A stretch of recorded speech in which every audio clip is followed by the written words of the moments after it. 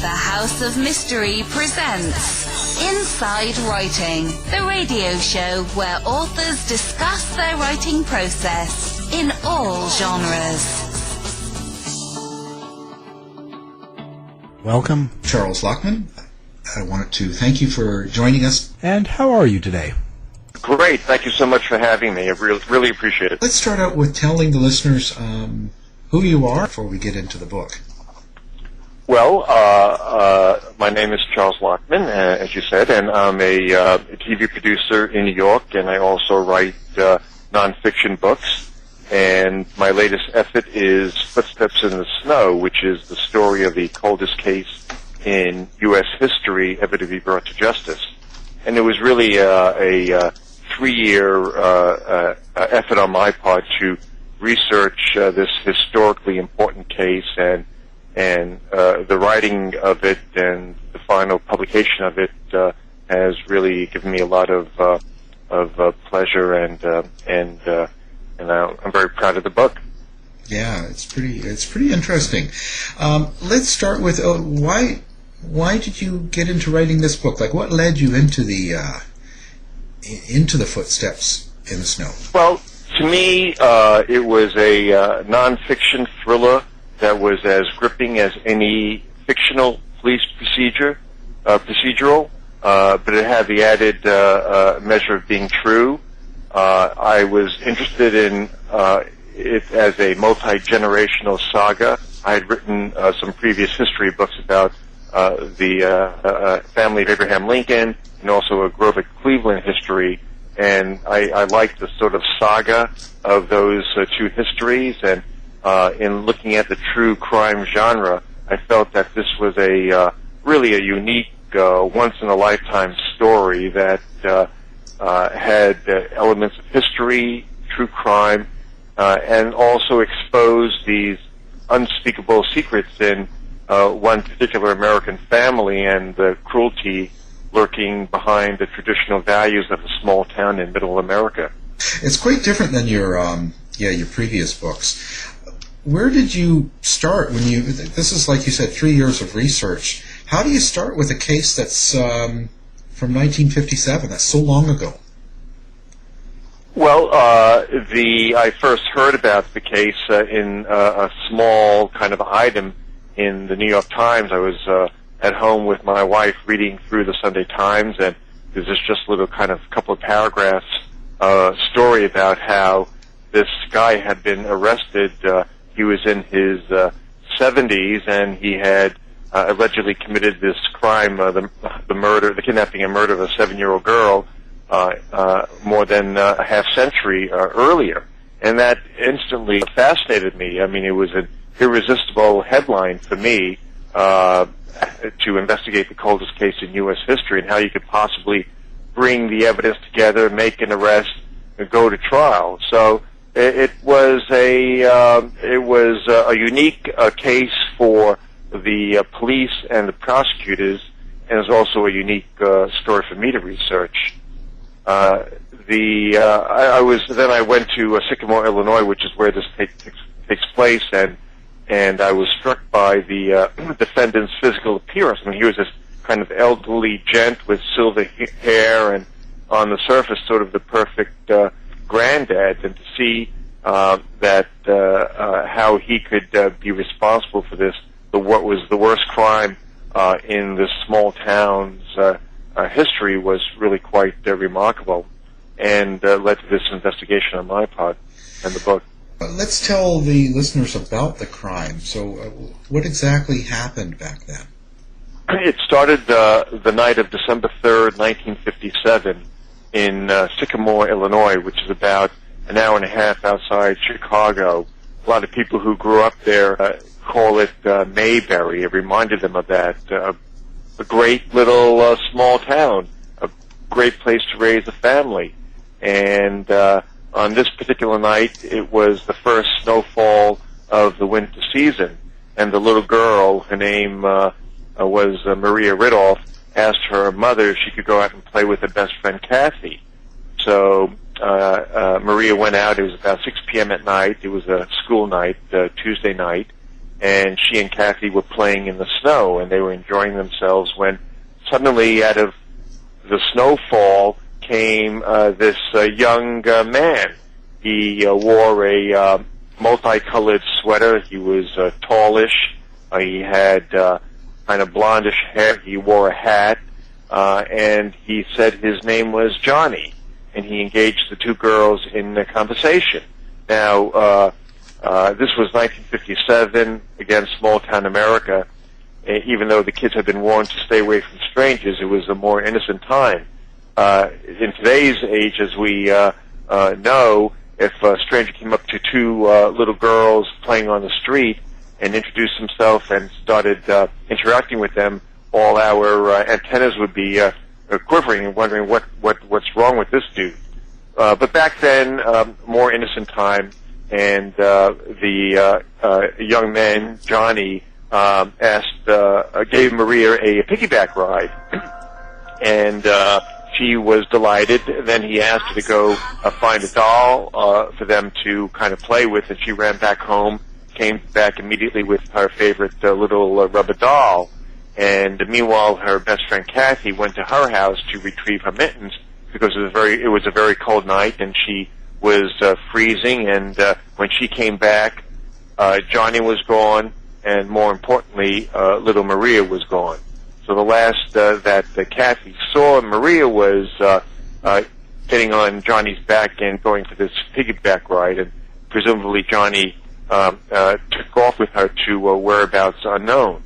And that kidnapping unleashed a immediate search by the townspeople.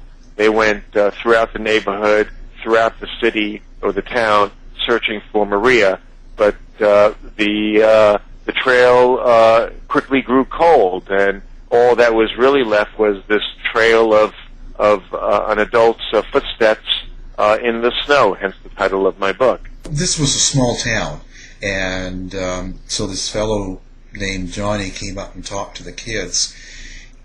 And so did they know who this Johnny was? You know, being a small town, and you tend to know your neighbors and people around you, especially back then. Like you said, the times were more innocent. Right. That's absolutely true. You do tend to know your neighbors. In this particular case, Kathy, the lone witness, she was 8 years old. She could not identify Johnny. She gave a very detailed physical description, if you of what he looked like. About 18, blondish hair, as I say, tallish. He had very crooked, weird teeth, as she described it, and again the clothing that he wore. But she told the police that she had never seen him before, which immediately made police conclude that he must have been from out of town. It later was determined that Johnny lived only a block and a half away from where Kathy, the witness, and Maria lived. But he was a young man in his late teens. He was 18 at the time of the kidnapping, and Kathy was 8, Maria was 7. So a 7-year-old really doesn't interact with a 18-year-old, which could explain why she didn't recognize him immediately as being somebody who lived in the neighborhood. And so did they eventually go around and knock on his door? Did anybody approach his family at the time they were searching? They did. The police received a tip that they should check out this kind of weird guy who lived in the neighborhood, and very quickly the police were knocking on the door of the Tessier family. They, as I say, lived about a block and a half from where the kidnapping took place. His name was Johnny, so that name matched. The physical description matched. He had crooked teeth. He was known to wear this sort of favorite multicolored sweater which his mother had knitted for him. And he immediately became the number one suspect. So the FBI took him to their command post, which was a motel on the outskirts of Sycamore, and they proceeded to strap him in and give him a lie detector test. They even brought in their best polygraph examiner from the headquarters in Washington. Lo and behold, he passes. The lie detector indicated that he was not responsible for this crime, and he absolutely denied it. And then they questioned his parents, Eileen and Ralph Tessier, and they vouched for him. They gave him a alibi. They said that he was 40 miles away in the city of Rockford, Illinois, at the time that Maria was kidnapped. And then to kind of put it all in a nutshell, the police obtained from the local phone company, the information, the evidence that Johnny had made a collect call to his parents' house the night of the kidnapping, and determined that he couldn't have been in two places at the same time. He was 40 miles away. So all those three very critical points, the fact that he was cleared by the polygraph machine, the fact that he had what seemed to be an ironclad alibi, and the fact that he made this collect phone call, presumably at the time of the kidnapping, all meant that he was cleared by the FBI in 1957. And then he went into the armed forces. He entered the Air Force, and he left Sycamore fundamentally never to return. Right. And so the polygraphs back then, were they fairly new, and how good were they? Like, I mean, he passed it. Well, that's a good question. The polygraph machine had been around for a couple of decades prior to 1957. The FBI had a lot of faith in the polygraph machine. It was only years later when psychologists, shrinks, and other criminologists, law enforcement personnel began really examining the efficacy of the polygraph machine. Was it determined that a psychopath who believes in his own set of lies could conceivably pass a polygraph test? Right now, as I'm sure you know, polygraphs are not admissible in the court of law. It's considered to be a investigative tool only, and not real black and white evidence that's admissible in court.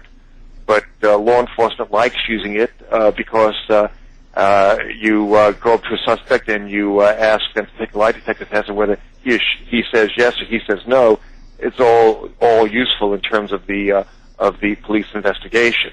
But it really is a quasi-science. It's not anything that's definitive, but as a law enforcement tool, part of the package of tools that that police use to nail a suspect, it's quite useful.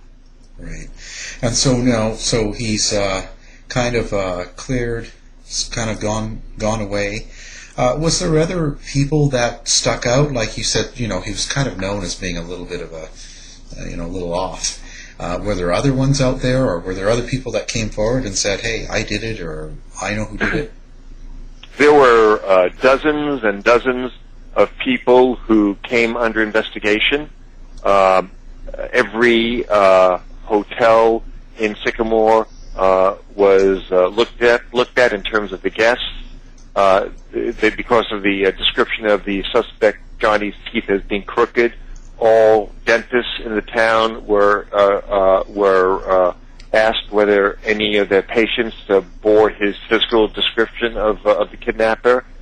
They went to all the flop houses and local hangouts. Back then, it was gas stations and the bus depot, and they also investigated every mental patient who had been recently released from an Illinois mental asylum. They investigated prior prisoners who had a history of pedophilia, and anyone who was arrested for crimes against little kids at that time were really investigated and probed. So there are a lot of suspects who went in and out in terms of the attention of the local police and the state police. but it was all pretty much a vapor, a cloud. It was like trying to grab onto a ghost. Nothing really delivered. So for the next 5 decades, it remained Sycamore's greatest unsolved mystery. And so were there other cases the same, or was this kind of a spotlight? Did it really stick out? Did it make the news and nationally known, or was it just kind of local? It was a big national story for a time. In fact, President Eisenhower was interested in the case, and he asked FBI Director J. Edgar Hoover to personally keep him informed about any progress in the investigation. It got so that Hoover himself was coordinating and directing the investigation from headquarters in Washington. And if you look at the internal FBI documents and memos, you realize very quickly that Hoover's involvement did not help. It really kind of created a giant bureaucracy. The FBI couldn't even make a move. The local agents couldn't make a move without Hoover signing off on it. And it was part of the kind of overall dysfunction of the investigation. No one in law enforcement ever showed Kathy, the lone 8-year-old witness to the kidnapping. They never showed a photo of Johnny Tessier to her. She was only shown a photo of him in I think the year was 2011, just prior to his arrest. And just consider that Kathy had been shown hundreds, even thousands of mugshots. She was just this little kid. She couldn't believe there were all these bad people in the world. She was taken out of school, driven to police lineups to see if she could recognize any of the suspects that were being picked up and questioned by the police. And she never really was able to positively identify anyone. So the local case was first being driven by the FBI agents. By the end of Christmas time, the FBI pulled out.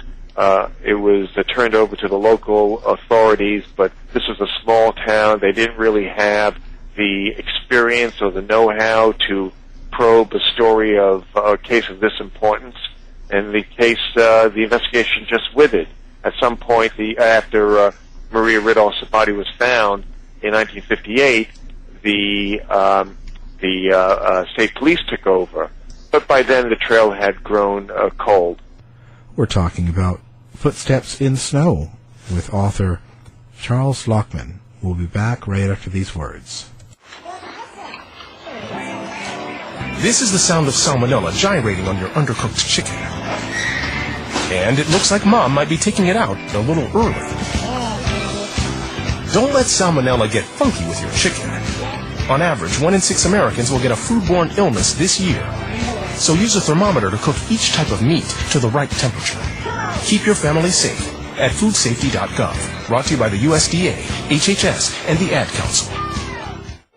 I make learning a privilege, not a chore, and frustration a tool, not an obstacle. I'm a teacher. I make more. Make more. Teach. Visit teach.org. Brought to you by Teach and the Ad Council. December 3rd, 1957 was the day that Maria was kidnapped. I was 11 years old. My sister Maria was very friendly, trusting, and outgoing. Johnny Tessier, now known as Jack McCullough. Just 5 doors down is where Jack lived. Jack was known as being very strange. Once the police were alerted, it is surprising how quickly the entire town was mobilized. If you can imagine armed citizens walking the streets with shotguns and rifles and handguns tucked in their waistband, knocking on your door. Everybody looked for Maria. She just disappeared off the face of the earth. When my mother was dying of cancer in 1994, she was hospitalized. She called my name. She grabbed my wrist and she said, "The one little girl that disappeared, John did it, and you have to tell someone." It was shortly before my mother died that I called the Sycamore police. I did what I thought was right. I fulfilled a promise to my mother, and Maria is finally at peace. It's not been easy. It's been hell at times. It's taken a toll on everybody. When my mother made this confession, did I think my brother was capable of this? Absolutely, I thought Jack was capable of this. Absolutely. Jack had been accused of molesting other girls, too. I believe Jack is an evil man.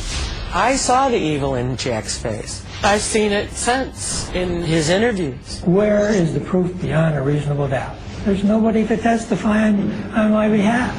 They're all dead. That's the problem with getting old. Jack McCullough is a sad, pathetic man. He's a waste of flesh and deserves to sit in prison for the rest of his life. I feel my stepfather, Jack McCullough, was wrongfully convicted of murder. This is so upsetting because I love Jack. My original reaction to Jack being arrested was complete disbelief. I was blindsided by it. I've never been afraid of Jack. I've never witnessed any erratic or inappropriate behavior with Jack. In the 20-plus years that I've known Jack, I've always thought of him as a good, trustworthy man. I look at Jack and I see an innocent man. There's a lot of anger for me with this. When Jack was arrested, the only evidence they had was Janet Tessier's statement of her mother's deathbed confession and Kathy Chapman's photo ID, and that was it. Janet Tessier has been the instigator and driving force behind this trial. She was a practicing alcoholic and drug addict. I think it's disturbing when somebody will use government agencies as a personal tool of vengeance, and there does seem to be a pattern with Janet with that. The judge that presided over the murder case had never presided over a murder case before. 3 jailhouse informants testified at the trial that Jack had talked to them about killing Maria. All 3 inmates had something to gain. One of the first men to come forward has already recanted his story in a letter he wrote to Jack. I was completely shocked when he was found guilty. I have always felt that this was just Jack was the last man standing, and the prosecution, they reworked the timeline 57 years later so it would fit Jack. They needed to close the case. This is scary, that this evidence, you can lose your life over. Did you abuse your sister as she was growing up? You did, didn't you? My sister and I were very close. What do you mean that you were very close with your sister? We're done with this. Why are you unwilling to talk about these accusations of rape? It has nothing to do with murder. But it has something to do with your character. It says a lot about you. I may have been a sinner, but I'm not a murderer. Is it possible then that you were acquitted of what you did do and convicted of what you didn't? That could be. How long was it before they found the body, actually? 4 months.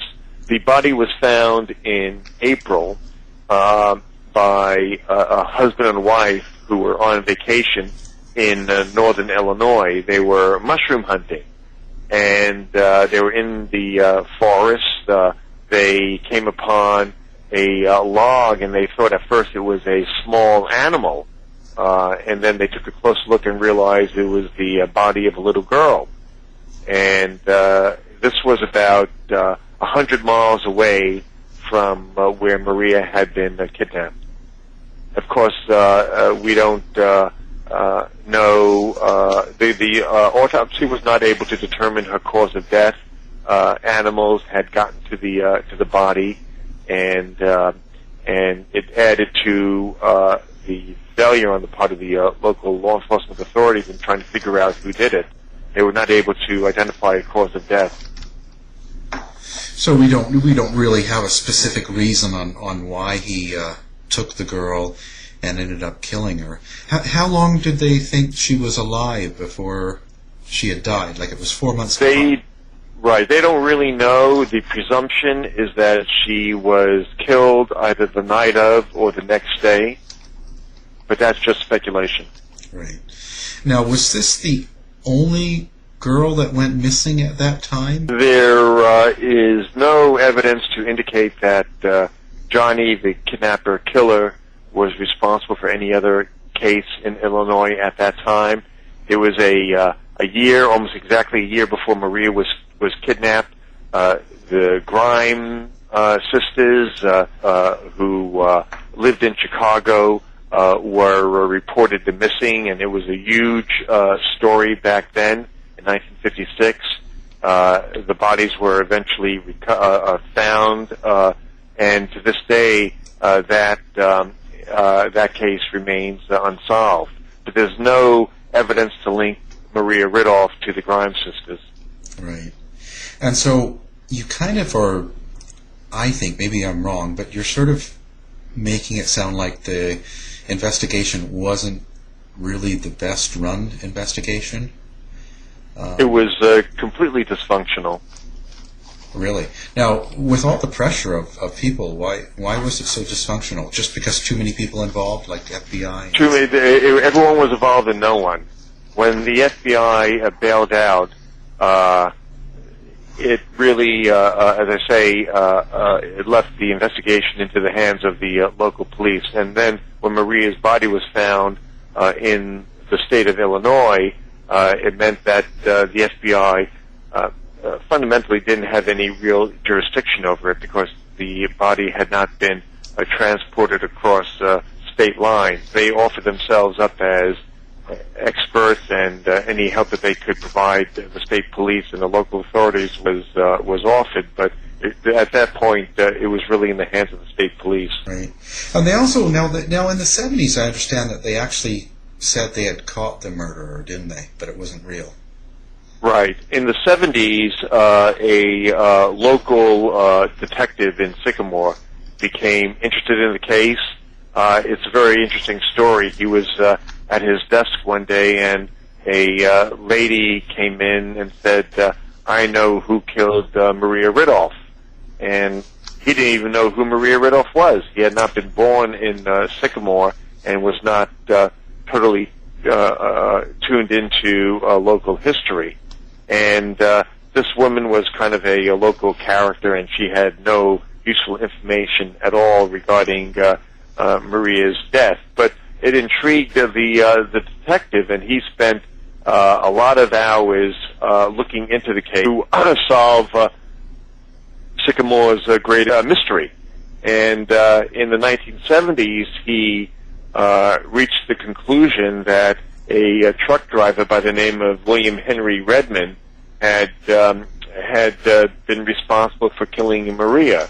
Redmond was a truck driver from Nebraska who was in jail in Pennsylvania for strangling a little girl at a carnival. And he was a notorious character. The police tried to kind of pin a lot of unsolved child murder cases on him because he, as a truck driver, crisscrossed the country, and consequently they tried to, he became a suspect in a number of other cases, and this Sycamore detective became pretty much convinced that Redmond was responsible. And in fact, there was a flurry of articles in Sycamore locally that the Maria Ridulph case had been solved about 25 years after her murder. And of course, we now know that that's not true. Right. How did the family and everybody take to that? The family was the Ridulphs were called in for a briefing, a private briefing by the detective. It was the parents were still alive, and Maria's brother Chuck and her two sisters, Pat and Kay, and the father, Mike Ridulph, was this by then a very elderly man, and he was not interested in the information really. He just felt, what's the point? Maria is gone, and this guy Redmond is dead, so it didn't make a lot of sense to him. The siblings were more interested, but they were very dubious about this detective's conclusion because, one, the ages didn't match. According to Kathy, the lone witness, Johnny was in his late teens, but Redmond would have been about 34 at the time of Maria's kidnapping. And the physical description also didn't match. The hair color, the height. The only thing that made sense was the fact that Redmond was a truck driver who was believed to have been working in Illinois at the time of Maria's abduction. So the family was dubious. The best friend, Kathy, the witness, how did all this kind of affect her? Like, was there guilt? How is she doing with all this? Well, that's a good question. From the night of Maria's kidnapping through all those years that passed, Kathy made it her mission to search for Johnny. And she was in a terrible position.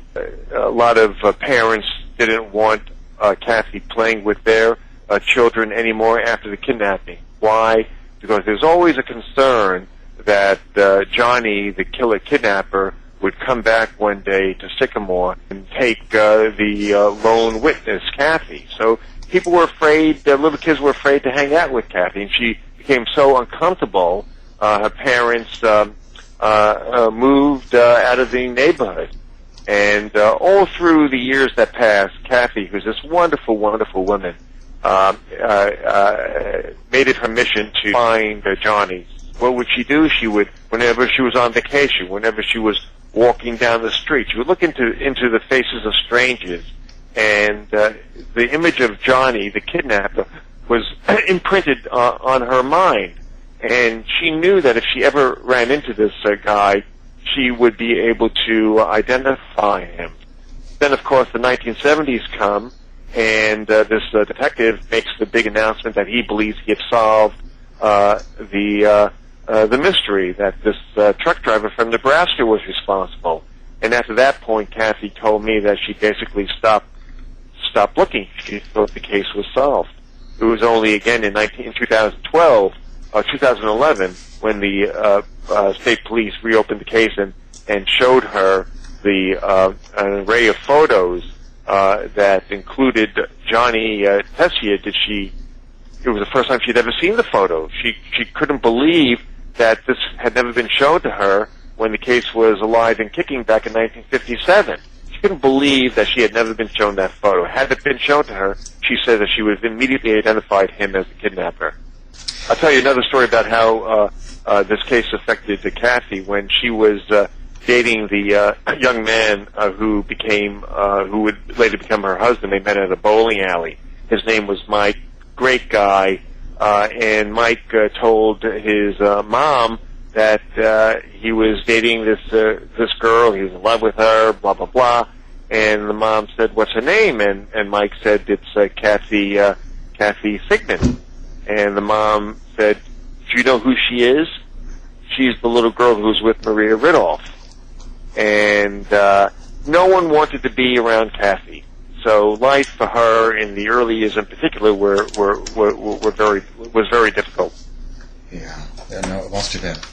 Plus all the feelings too of guilt as you get older too, right? Totally. Could it have been Kathy who was kidnapped in place of instead of Maria? Absolutely. It was really fate that picked Maria over Kathy. Why was Kathy spared and Maria taken? Well, it could very well have been the fact that her little hands were cold and she ran home to get her mittens, leaving Johnny the opportunity to take Maria. Yeah, that's something how could you ever forget? How did they actually end up finding him or getting this kind of solved? Well, it's really a fascinating story. A woman named Eileen Tessier, Johnny's mom, was dying of cancer, and she was in a hospital room outside Chicago, and her daughter Janet was in the room, and Eileen, the mom, was kind of slipping in and out of consciousness, and suddenly she kind of awoke and said, "Jan, come here," and her daughter Jan went to her and held her little bony hand and said, "What is it, Mom?" And Eileen, the mom, said, "Johnny, those two little girls, Johnny did it." And Jan couldn't believe what she was hearing. She instantly knew that her mom must be referring to the Maria Ridulph case. So what did Jan do? Well, she did what a good citizen should do, even though it was her own brother who was the suspect. She notified the local police, Sycamore police, and a detective did come to interview her. But when the detective found out that the information was coming from a near comatose, dying cancer patient, he basically said, "There's nothing we can do with this information," and that was the end of that investigation. Years later, Jan called the FBI in Chicago and tried to get them interested in the case, and they said, "Well, you really should notify the local police." And Jan said, "Well, I did." And the FBI said, "Well, that's the best advice we can give."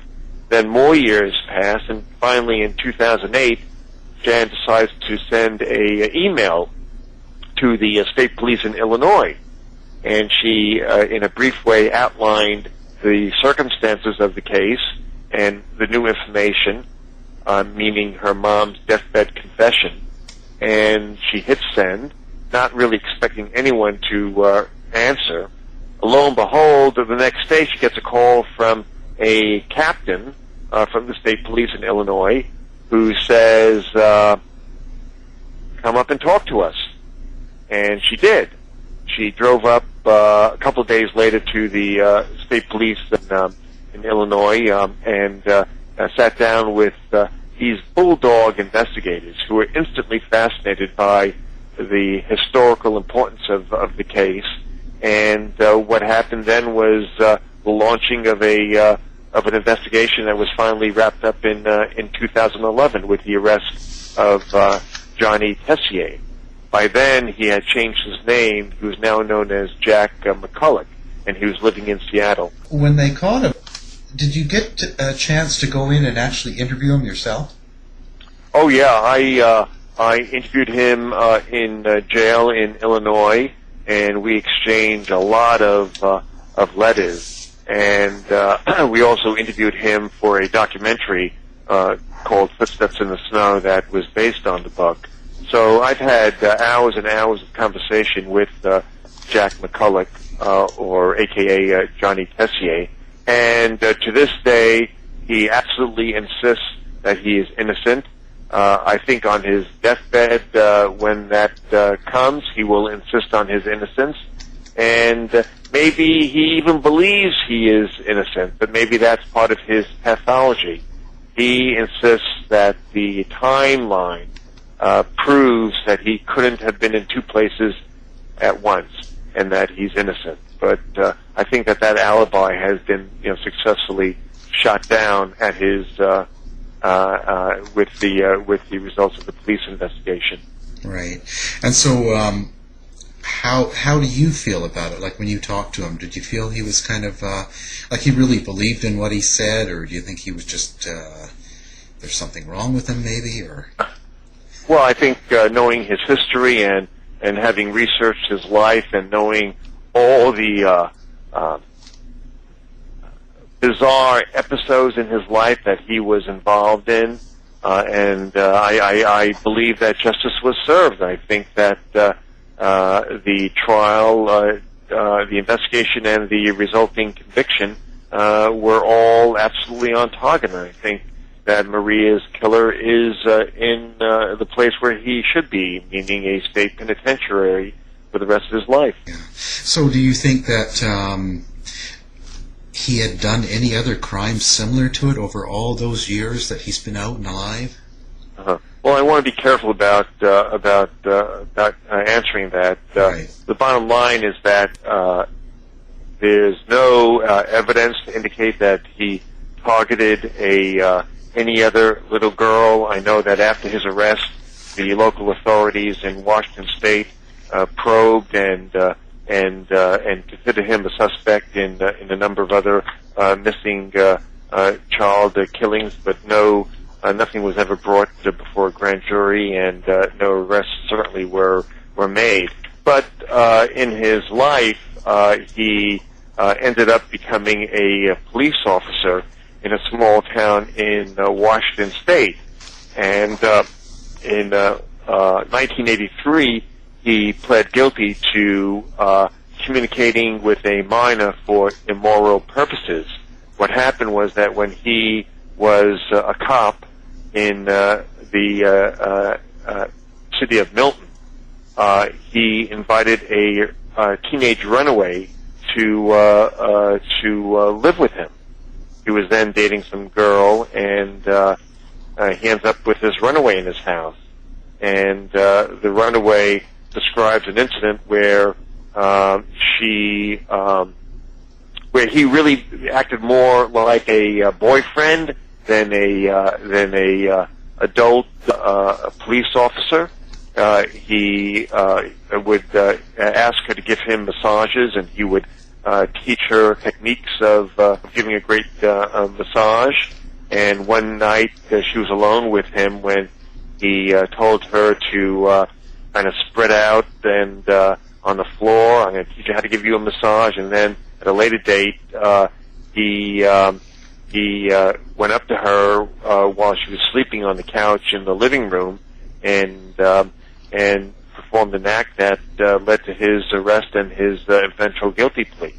So this guy has a lot on his plate in terms of a notorious history. He does not have a unblemished record by any means.